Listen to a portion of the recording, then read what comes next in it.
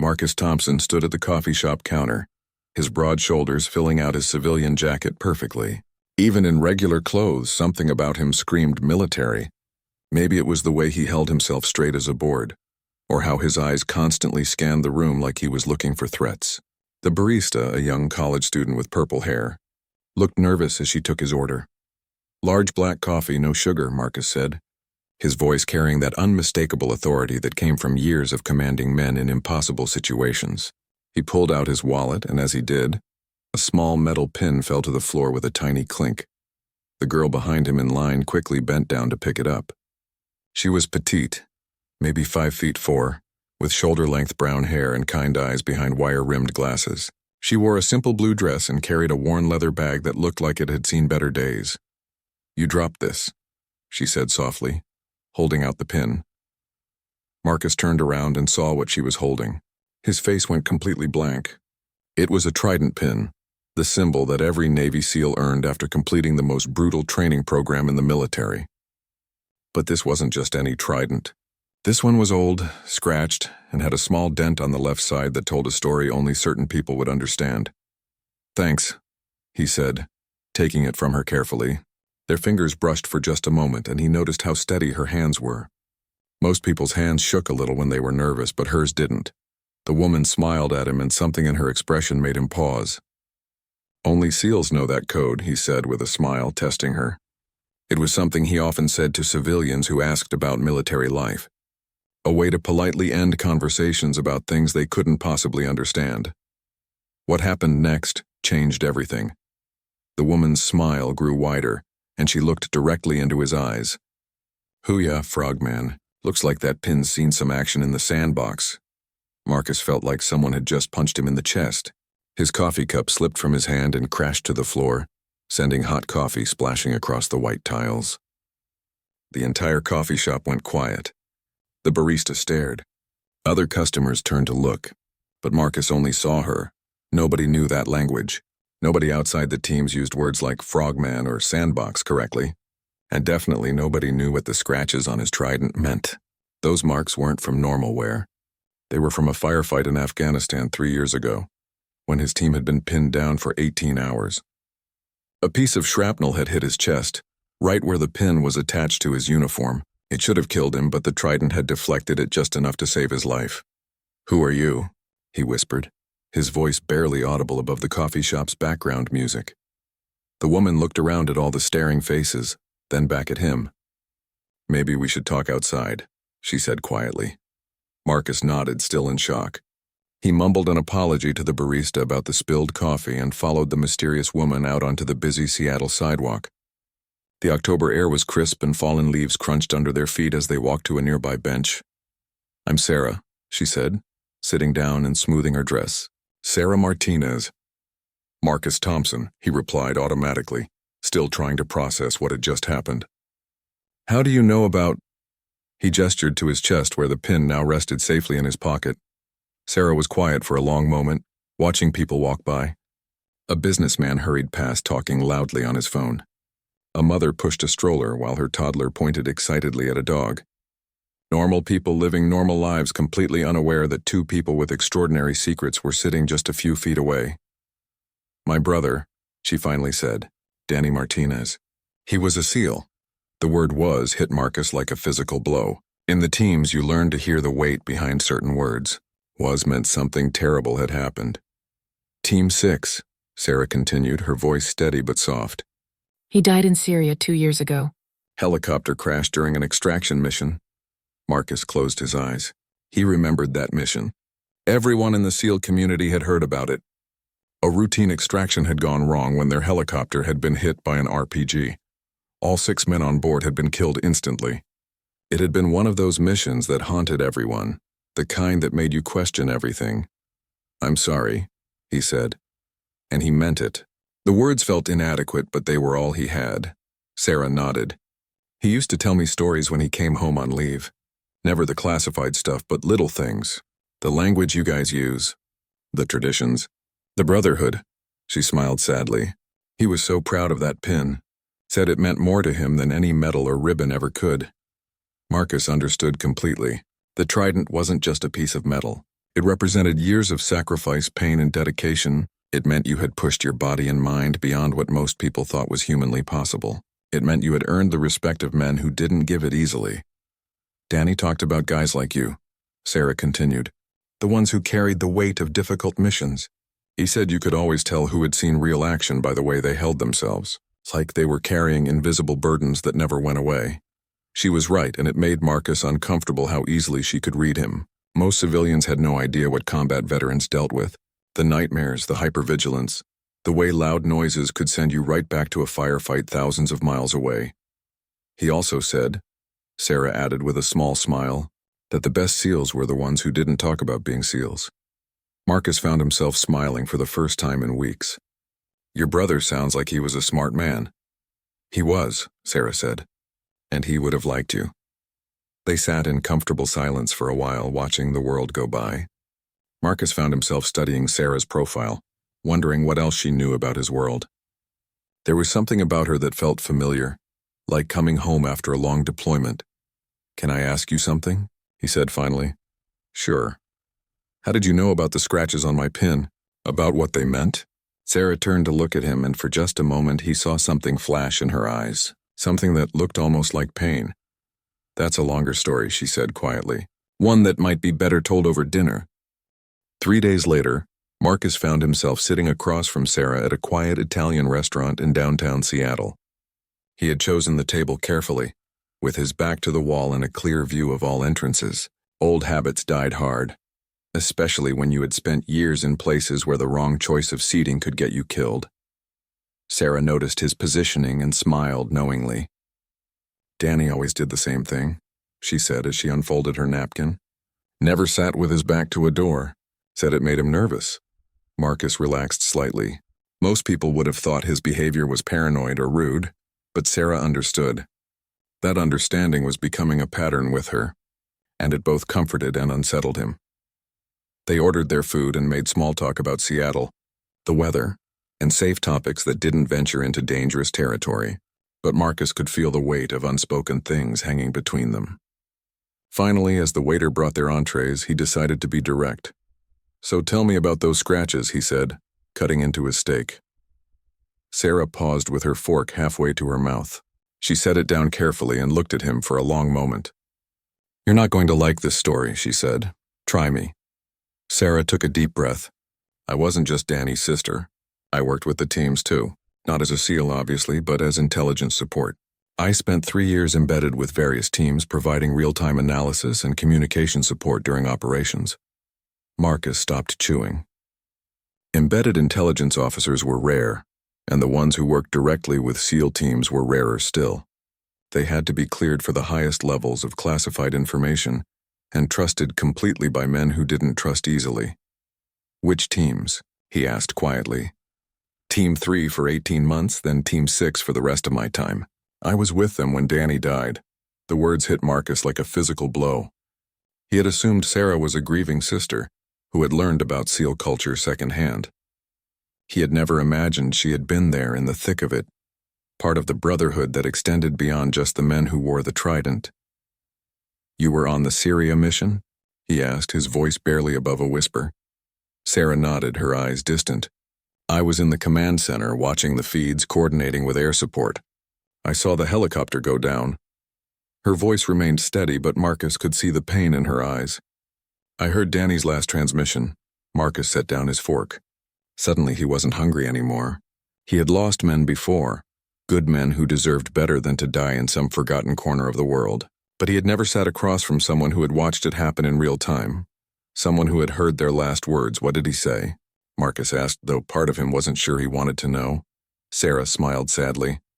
He said, "Tell Sarah I kept my promise," and that was it. Then the feed went black. What promise? When Danny first joined the teams, I was working as an analyst at the Pentagon. Safe job, air conditioning, no danger. But Danny worried about me because I was dating this guy who turned out to be pretty controlling. Danny made me promise that if I ever felt unsafe, I would call him and he would come get me. No questions asked. Sarah picked up her water glass and took a sip, collecting herself. So I made him a counter-promise. I promised that if he ever needed backup, if he ever found himself in a situation where his team needed extra support, I would find a way to be there, even if it meant leaving my safe Pentagon job and going into the field. Marcus was beginning to understand. So you joined the embedded program? I did. And for 3 years, I was there for every major operation his team ran. I was their voice in their ear, their eyes in the sky, their lifeline when things went wrong. She smiled. Danny used to joke that I was the best battle buddy he ever had, even though I was thousands of miles away. The waiter came by to check on them, but Marcus waved him away. This conversation was too important to be interrupted by questions about dessert. The scratches on your pin, Sarah continued. I know about them because I was watching when it happened. Your team was pinned down in that compound outside Kandahar. You had been calling for extract for 6 hours, but the LZ was too hot. I was coordinating with air support, trying to get you guys some breathing room. Marcus felt his chest tighten. That mission had been classified at the highest levels. Very few people knew the details of what had happened that day. I watched through the drone feed when that RPG hit near your position. Saw you get thrown against the wall. Your team leader thought you were dead for about 30 seconds until you started moving again. Sarah's eyes met his. I was the voice that told your team the extract bird was finally inbound. I was the one who guided you to the secondary LZ when the primary got compromised. Marcus stared at her in shock. He remembered that voice, calm and professional in his earpiece during one of the worst days of his military career. He had never known who it belonged to, but that voice had quite literally saved his life and the lives of his teammates. Angel 6, he whispered, using the call sign he remembered from that day. Sarah nodded. That was me. Marcus leaned back in his chair, trying to process this revelation. The woman sitting across from him wasn't just someone who had learned about SEAL culture from her brother. She was someone who had been part of it, who had earned her place in the Brotherhood through her own service and sacrifice. Why didn't you tell me this before? He asked. Because most people can't handle it, Sarah said simply. Men especially. They hear that I was intelligence support for SEAL teams, and suddenly I'm either some kind of superhero or I'm lying. They can't just see me as a normal person who happened to have an extraordinary job. Marcus understood. He had the same problem in reverse. Tell someone you were a Navy SEAL, and they either wanted to hear war stories or they assumed you were making it up. Very few people could just accept it as part of who you were and move on. Besides, Sarah added with a small smile, I wanted to see if you were the kind of man who would ask a woman to dinner because he was curious about her story, or because he was trying to impress her with his own. Marcus found himself laughing for the first time in months. And what's the verdict? Still deciding, Sarah said, but her smile suggested she was leaning in a positive direction.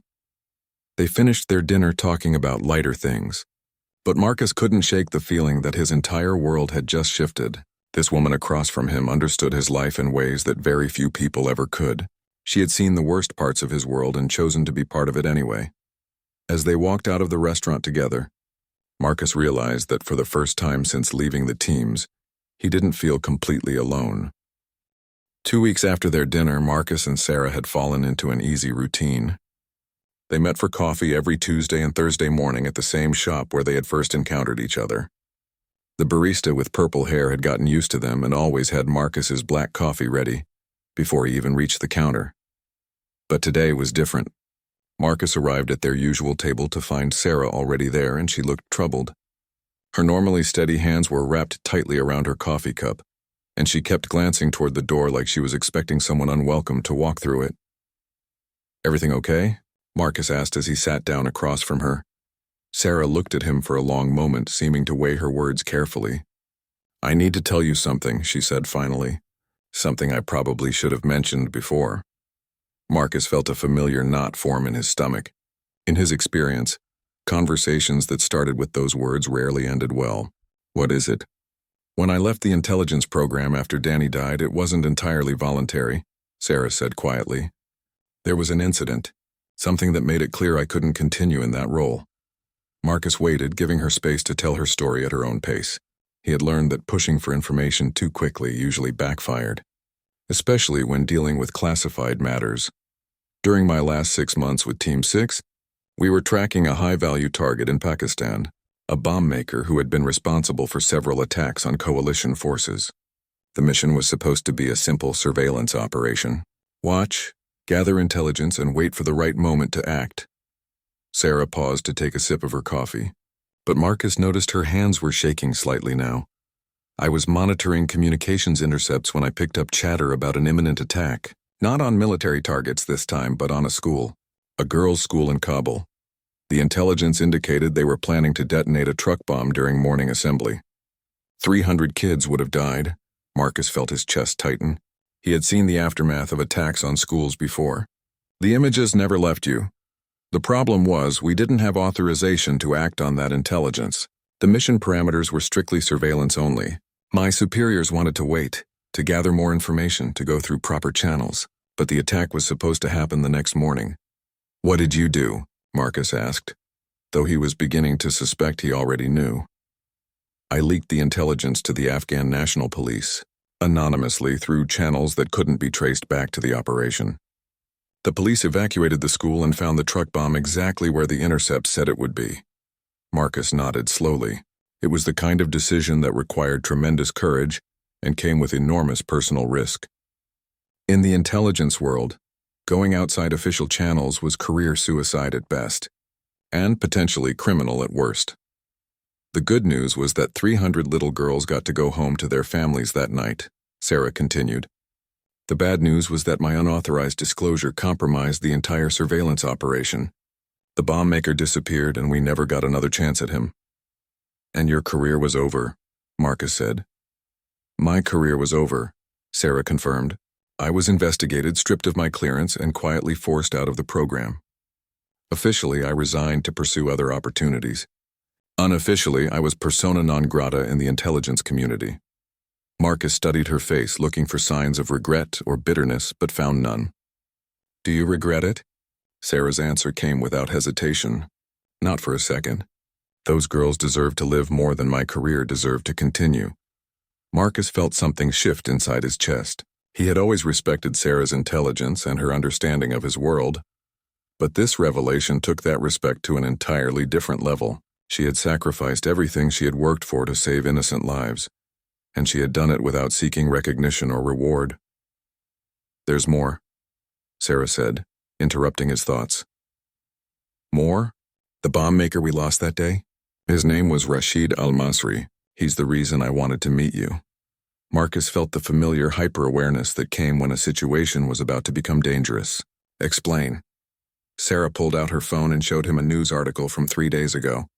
The headline read, Suspected terrorist Rashid Al-Masri spotted in Seattle area. Marcus's blood ran cold. He's here? According to this article, immigration officials believe he entered the country 2 weeks ago on a forged passport.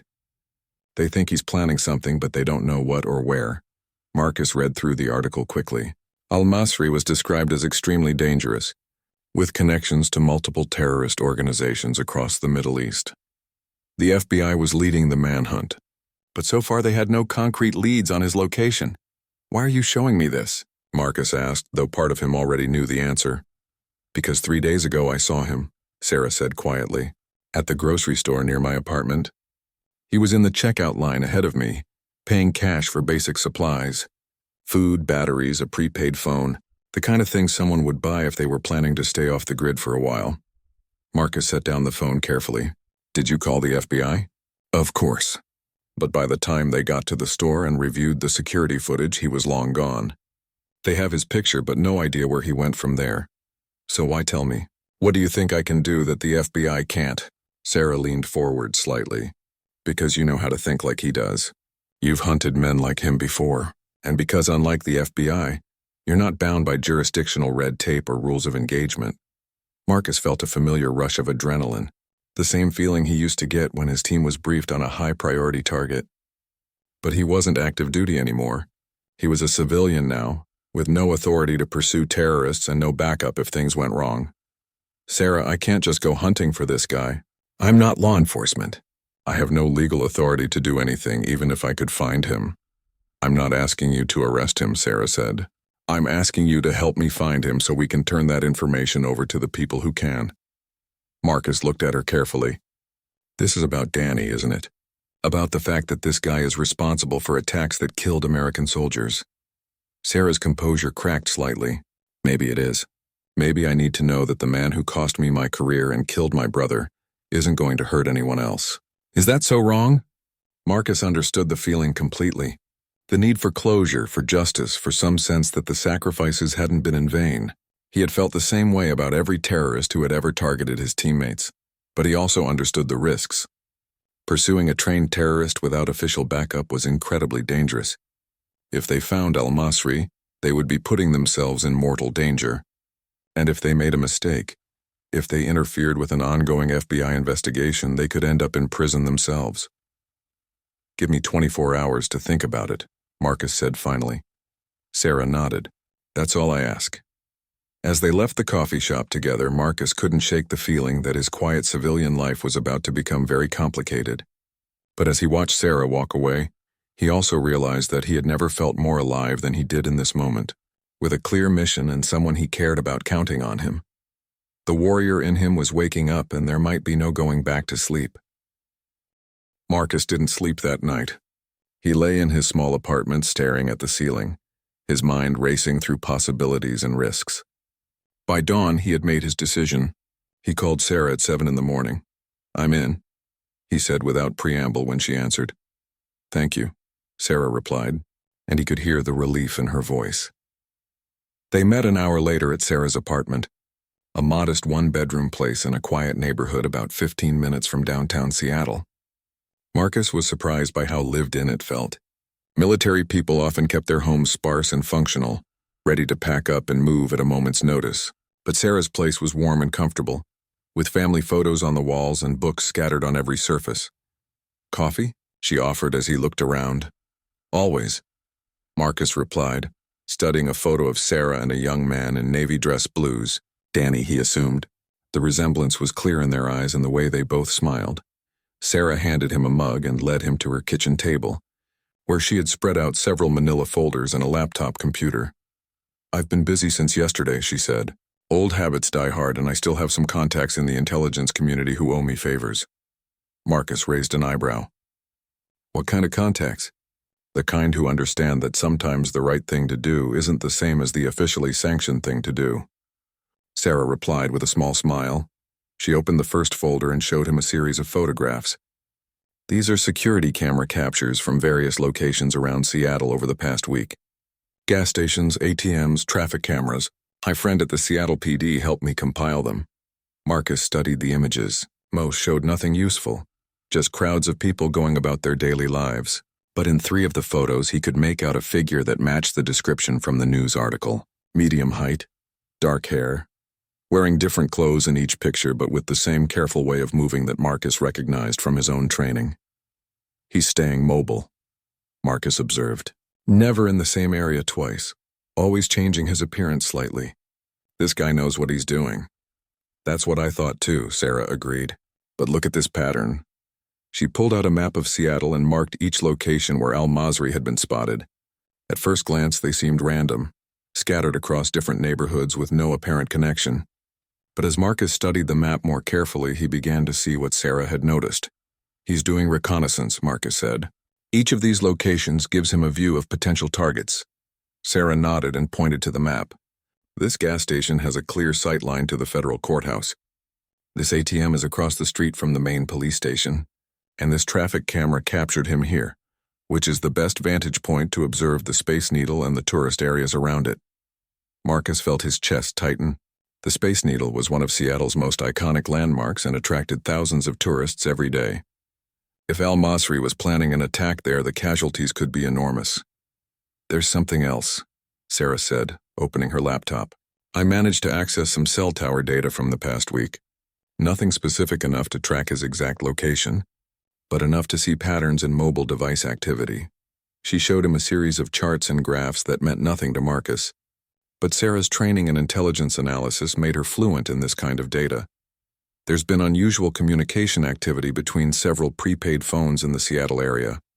Short bursts of encrypted messages, always from different towers, never lasting more than a few seconds. The pattern suggests a small cell of maybe 3 or 4 people coordinating something. Marcus set down his coffee mug harder than he intended. "So he's not working alone?" "Definitely not.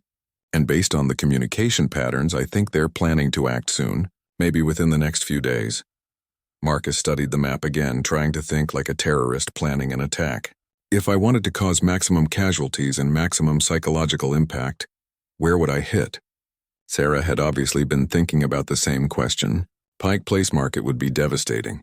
Thousands of people in a confined space, multiple escape routes for the attackers, huge symbolic value as a tourist destination. Or the ferry terminal, Marcus added. Trap people on a boat with nowhere to run. They spent the next hour going through different scenarios, each one more chilling than the last. Marcus found himself slipping back into the tactical mindset he had used during his SEAL years, analyzing sightlines and escape routes and vulnerabilities. It felt natural in a way that his civilian job never had. We need to narrow this down, he said finally. We can't just guess where they might hit. We need more information. Sarah closed her laptop and looked at him seriously. I might know a way to get it. But you're not going to like it. Try me. Al-Masri doesn't know that I saw him at the grocery store. As far as he's concerned, he's still operating under the radar. But he does know who I am. My face was in his file during the Pakistan operation, listed as a priority target because of my role in compromising his network. Marcus felt a chill run down his spine. You want to use yourself as bait. I want to create an opportunity for surveillance, Sarah corrected. If I can get him to make contact, we might be able to follow him back to wherever he's hiding. Learn more about his plans? Absolutely not, Marcus said immediately. That's suicide, Sarah. This guy is a trained killer who has every reason to want you dead. And you're a trained killer who has every reason to want him captured, Sarah shot back. I'm not suggesting I go in alone. I'm suggesting we work together, like we did during your extraction in Afghanistan. You provide overwatch while I draw him out. Marcus stood up and walked to her kitchen window, staring out at the quiet street below. Everything in his training told him this was a terrible idea. Using civilians as bait was against every principle he had learned in the teams. But Sarah wasn't really a civilian, was she? She was an intelligence operative who understood the risks and had the skills to minimize them. How would it work? He asked without turning around. I go back to the grocery store. Same time of day, same routine. Act like I'm just a normal person doing normal shopping. If he's been watching the area, if he recognizes me, he might make a move. And if he decides to just put a bullet in your head instead of trying to capture you. Sarah was quiet for a moment. Then you stop him. Marcus turned around to face her. With what? I don't have weapons, Sarah. I don't have backup. I don't have legal authority to engage a terrorist on American soil. You have your training, Sarah said simply, and you have me trusting you to keep me alive. Marcus stared at her, seeing the determination in her eyes. This wasn't just about justice or revenge anymore. This was about preventing Al-Masri from carrying out whatever attack he was planning. And despite all his reservations, Marcus knew she was right. They were probably the only people in Seattle with the right combination of skills and knowledge to stop this. Give me the rest of the day to plan this properly, he said finally. If we're going to do this, we're going to do it right. Sarah smiled, the first genuine smile he had seen from her since she had shown him the news article. Thank you, she said. Marcus nodded grimly.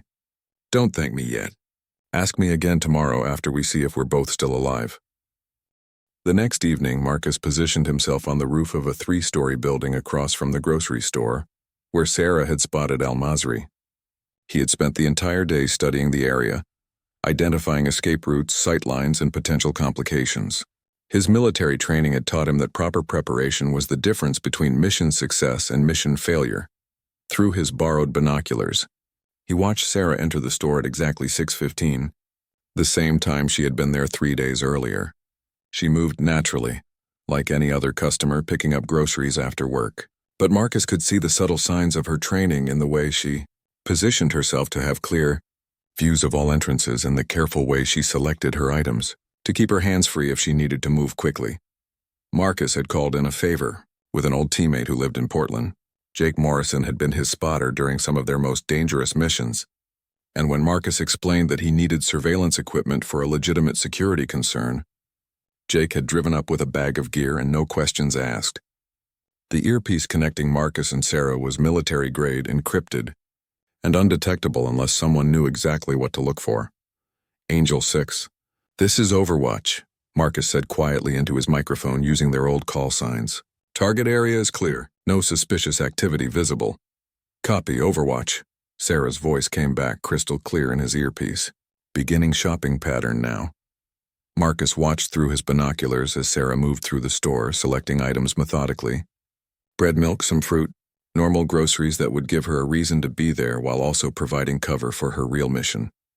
For the first 20 minutes, nothing happened. A few other customers came and went. The cashiers looked bored, and Marcus began to wonder if this had been a waste of time. Maybe Al-Masri had moved on from this area. Maybe he had never been conducting surveillance here in the first place. Then Marcus saw movement in his peripheral vision. A man in a dark jacket was walking along the sidewalk toward the store, moving with the same careful gait Marcus had observed in the security camera photos. Medium height, dark hair under a baseball cap, hands in his pockets but positioned in a way that suggested he was ready to draw a weapon quickly. Angel 6. Possible contact approaching from the north, Marcus said quietly. Dark jacket, baseball cap matches our target profile. Copy, Sarah replied. I'm in the produce section. Good sight lines to all entrances. Marcus tracked the man through his binoculars as he paused outside the store, appearing to study something on his phone while actually scanning the interior through the large windows. This wasn't casual behavior. This was professional surveillance. The man entered the store and Marcus felt his heart rate increase. After years of combat, he had learned to recognize the feeling that preceded violence. The air seemed to get thicker and every sense became sharper. Contact is inside, Marcus reported, moving toward the back of the store. Through the windows, Marcus could see Sarah in the produce section, calmly examining apples while keeping the newcomer in her peripheral vision. The man was trying to look casual, picking up a shopping basket and walking slowly through the aisles, but his attention was clearly focused on Sarah. He's made you, Marcus said quietly. Repeat, he has identified you as his target. Understood, Sarah replied, her voice perfectly calm. What's your assessment? Marcus watched as the man moved closer to Sarah's position, using the store displays for concealment. His movements were too deliberate, too tactical. This wasn't someone who had randomly recognized her. This was someone who had been watching and waiting. He's moving to your position with intent, Marcus said. I recommend immediate extraction. But even as he said it, Marcus knew it was too late. The man had positioned himself between Sarah and the main entrance, and his body language suggested he was preparing to act. Negative on extraction, Sarah replied. Too many civilians in the store. If this goes kinetic, innocent people could get hurt. She was right, and Marcus cursed under his breath. The store had several other customers, including an elderly couple near the checkout and a mother with 2 small children in the cereal aisle. Any kind of confrontation could put them in danger. What's your play? Marcus asked, already knowing he wasn't going to like the answer. I'm going to let him get close enough to make his move. Then create an opportunity for you to intervene. Sarah, trust me, she interrupted. I know what I'm doing. Marcus watched helplessly as the man approached Sarah's position in the produce section. He was close enough now that Marcus could see his face clearly through the binoculars. It was definitely Rashid Al-Masri, looking exactly like his photos, but with the unmistakable presence of someone who had killed before and was prepared to kill again. Al-Masri picked up an apple and moved to stand next to Sarah, pretending to examine the fruit while speaking to her in a voice too low for Marcus to hear through the store windows. He's talking to you, Marcus reported unnecessarily. I can hear him, Sarah replied quietly. He wants me to come with him. Says he has information about Danny's death that I need to hear. Marcus felt ice in his veins. Al-Masri was using her brother's death as leverage, knowing it was the one thing that might make her drop her guard. It's a trap, Marcus said urgently. He's trying to get you to a secondary location. I know, Sarah replied. But he also just confirmed that he was involved in the helicopter crash. He knows details that weren't in any official reports. Marcus could see Sarah's internal struggle playing out in her body language. Part of her wanted answers about her brother's death, but her training was telling her that following Al-Masri would be suicide. Angel 6, do not go with him, Marcus said firmly. That's an order. Sarah was quiet for a moment. Then he heard her speak to Al-Masri in a voice loud enough for the other customers to hear. I'm sorry, I don't speak Arabic, she said, backing away from him slightly. It was a smart move. By speaking loudly and drawing attention to the fact that Al-Masri was speaking a foreign language, she was making it harder for him to act without creating a scene. But Al-Masri was smarter than that. He smiled and switched to accented English, speaking just loud enough for nearby customers to hear. I am so sorry, he said with apparent embarrassment. I thought you were someone I knew from my mosque. My mistake. To anyone watching, it looked like an innocent case of mistaken identity, but Marcus could see the threat in Al-Masri's posture. The way his hand remained near his jacket pocket, the careful positioning that would allow him to grab Sarah if she tried to leave. "He's not going to let you walk away," Marcus said quietly. "I know," Sarah replied. "Can you get to the back entrance?" Marcus was already moving, slinging his gear bag over his shoulder and heading for the fire escape. "Give me 2 minutes." "Copy." Starting my extraction in 90 seconds. Marcus reached the alley behind the store just as he heard Sarah's voice in his earpiece again. "Excuse me. I need to get to the checkout," she said, clearly speaking to Al-Masri. Marcus positioned himself near the store's rear exit, knowing that if Sarah was smart, she would try to draw Al-Masri away from the other customers before making her move. "He's following," Sarah reported. Moving toward the back of the store, Marcus checked his watch. 30 seconds. "Contact is reaching for something in his jacket," Sarah said, her voice tight with tension. Marcus drew the knife Jake had included with the surveillance equipment. It wasn't much against a terrorist who was probably carrying a gun, but it was better than nothing. "Now," Sarah said simply. Through the store's rear windows, Marcus saw Sarah suddenly spin around and grab Al-Masri's wrist, preventing him from drawing what was obviously a weapon. They struggled for a moment, and Marcus could see other customers beginning to notice the commotion.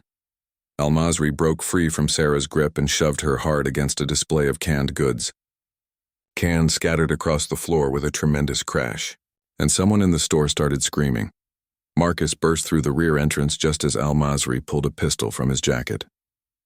Time slowed down, the way it always did in combat. Marcus saw Al-Masri turning the gun towards Sarah, saw her rolling away from the display case, saw terrified customers ducking for cover. Marcus covered the distance between them in 3 long strides and drove his knife into Al-Masri's shoulder, causing him to drop the gun with a cry of pain and rage. But the fight was far from over. Al-Masri spun around with surprising speed despite the knife wound in his shoulder, swinging a vicious elbow toward Marcus's head.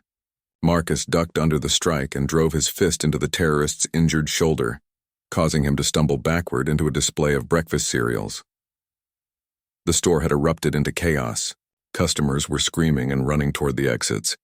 The elderly couple was huddled behind the customer service counter, and the mother with 2 children was trying to shield them while calling 911 on her phone. Sarah had recovered from being shoved and was moving to flank Al-Masri, but he saw her coming and kicked out with his leg, catching her in the ribs and sending her sprawling across the tile floor. "Sarah!" Marcus shouted, momentarily distracted. Al-Masri used that moment to grab a broken piece of glass from the scattered canned goods and slash at Marcus's face. Marcus jerked backward, feeling the glass whistle past his cheek close enough to draw a thin line of blood. This wasn't going according to plan. In Marcus's experience, most fights were over in seconds once proper force was applied. But Al-Masri was proving to be as skilled as his reputation suggested, fighting through his injury with the desperate strength of someone who knew capture meant life in prison. "Police are on the way," Sarah called out, pulling herself to her feet. "We need to end this now." Al-Masri heard her and made a decision that chilled Marcus to the bone. Instead of continuing to fight, the terrorist reached into his other jacket pocket and pulled out what looked like a small electronic device with a red button. "Dead man's switch," Al-Masri said with a bloody smile. "You kill me, everyone in this building dies." Marcus felt the world stop. A dead man's switch meant there was a bomb nearby, probably in the store or a nearby building, rigged to detonate if Al-Masri's heart stopped or if he released the button. It was a terrorist's insurance policy, ensuring that even if they were captured or killed, they could still cause massive casualties. "Where's the bomb?" Marcus demanded, raising his hands to show he was backing off. "Close enough," Al-Masri replied, blood running down his arm from the knife wound. "Close enough to kill everyone in here and everyone in the apartment building next door." Sarah had gone pale. The apartment building next door was a low-income housing complex with dozens of families, including many children. If there really was a bomb there, the casualties would be horrific. "What do you want?" Sarah asked, her voice steady despite the circumstances. "I want to walk out of here," Al-Masri said simply. "I walk out, I get in my car, I drive away. Nobody follows, nobody tries to stop me. I get far enough away. Then I release the button and disarm the device." Marcus looked at Sarah, seeing the same calculation in her eyes that he was making in his head. If they let Al-Masri go, he would certainly carry out whatever attack he had been planning. But if they tried to stop him and he was telling the truth about the bomb, dozens of innocent people would die right now. "How do we know you're telling the truth?" Marcus asked. Al-Masri smiled coldly and pressed a button on the device. Immediately, Marcus heard a faint beeping sound coming from somewhere nearby. The bomb was real and it was active. "Timer's counting down now," Al-Masri said. 20 minutes. I get clear, I disarm it. You try to stop me, it goes off anyway." Marcus's mind raced through possibilities. Even if they could evacuate the store and the apartment building in 20 minutes, there was no guarantee Al-Masri would actually disarm the bomb once he was clear. And letting him escape meant he would be free to plan and execute whatever larger attack he had been preparing. But then Sarah stepped forward, and Marcus saw something in her expression that he recognized from their time working together during his extraction in Afghanistan. She had an idea. "I'll go with you," she said to Al-Masri. "Sarah, no," Marcus said immediately. "I'll go with you as insurance," Sarah continued, ignoring Marcus. "You let these people evacuate, you disarm the bomb, and I guarantee you safe passage out of the city." Al-Masri studied her suspiciously. "Why would you do that?" "Because you have information about my brother's death. You said so yourself. I want to know what really happened in Syria." It was a calculated risk, and Marcus could see the logic behind it. Al-Masri needed a hostage to ensure his escape, and Sarah was offering herself in exchange for the lives of innocent civilians. But it also meant putting herself at the mercy of a man who had every reason to kill her once he was safely away. Al-Masri considered the offer for a long moment, then nodded. "You come with me. Your friend stays here and makes sure nobody follows. The bomb disarms automatically once I'm 50 miles outside the city." "How do we know that's true?" Marcus demanded. "You don't," Al-Masri replied. "But it's the only choice you have." Sarah looked at Marcus, and in her eyes he saw a message he understood perfectly. She was trusting him to find another way, to not let this end with Al-Masri escaping and her dying. She was buying them time just like she had done during his extraction years ago. "Okay," Sarah said to Al-Masri. "Let's go." As they moved toward the front of the store, Marcus's mind was already working on a solution. He had the advantage of knowing Seattle better than Al-Masri did, and he had contacts in the city that the terrorist couldn't anticipate. Most importantly, he had Jake Morrison's surveillance equipment, including a tracking device that he had managed to plant on Al-Masri's jacket during their fight. Marcus waited until they were out of the store, then immediately called 911 and reported the bomb threat. He also called Jake, who was still in the city, and gave him Al-Masri's location based on the tracking signal. The next hour was the longest of Marcus's life. He coordinated with the police to evacuate the apartment building, while tracking Al-Masri's movement through the city on Jake's laptop. The terrorist was heading north, probably toward the Canadian border, with Sarah as his hostage. But Marcus had one more card to play. During his years with the SEAL teams, he had worked with other special operations units, including a Delta Force operator named Christina Rodriguez, who now worked private security in Seattle. Chris owed him a favor from a mission in Iraq, and when Marcus called in that favor, she didn't ask questions. Chris intercepted Al-Masri's car on a lonely stretch of highway outside the city. The confrontation was over in minutes. Al-Masri was dead, Sarah was safe, and the bomb's location was found in his phone contacts and successfully disarmed by the bomb squad. 2 weeks later, Marcus and Sarah sat in their usual coffee shop, reading the newspaper article about how the FBI had credited an anonymous tip with breaking up a terrorist cell that had been planning to attack the Seattle Center during the upcoming New Year's celebration. "Think they'll ever figure out it was us?" Sarah asked, sipping her coffee. "Probably not," Marcus replied, "and probably better that way." Sarah nodded, then looked at him seriously. "I've been thinking about what happened. About how we work together. Yeah? I think we make a good team," she said. "And I think there are probably other situations where people with our particular skills might be needed." Marcus smiled. He had been thinking the same thing. The civilian world had felt empty and purposeless after leaving the teams, but working with Sarah had reminded him what it felt like to have a mission that mattered. "Are you suggesting we go into business together?" he asked. "I'm suggesting we find ways to help people who need help, people who can't get it through official channels."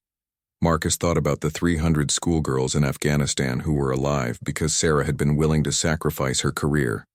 He thought about the families in the apartment building who were safe because they had been willing to take risks to stop al-Masri. "I think Danny would have approved," he said. Sarah smiled, the first completely happy smile he had seen from her since they met. "I think he would have too." Outside the coffee shop, Seattle continued its daily rhythm of ordinary people living ordinary lives, completely unaware of the extraordinary people who had chosen to stand guard over them. And in that anonymity, Marcus found a sense of purpose he hadn't felt since leaving the teams. Some battles were fought in foreign countries under official flags and with the support of entire military organizations.